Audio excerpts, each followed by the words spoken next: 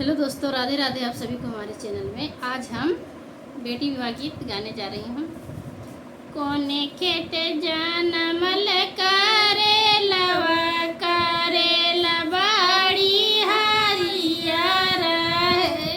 कोने खेत जानमल करे लवा करे लबाड़ी हरियर है।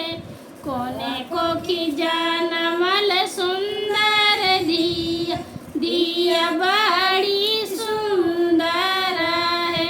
कोने कोखी जानमल सुंदर दिया दिया बड़ी सुंदर है।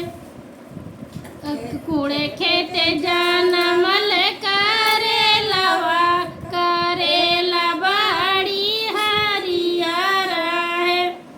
कूड़े खेते जानमल करे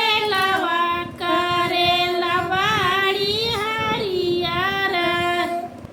आमा को की जानमल सुंदर दिया दिया बड़ी सुंदर है। आमा को की जानमल सुंदर दिया दिया बड़ी सुंदर है। के करा के देव करे लबाड़ी हरियर है। के करा के देव सुंदर दिया दिया बड़ी सुंदर है। कुंजड़वा के देव करे लबाड़ी हरियर है। सुंदर जवैया के देव सुंदर दिया दिया बड़ी सुंदर है। हासल जा है कुंजड़वा करे लबाड़ी हरियर है।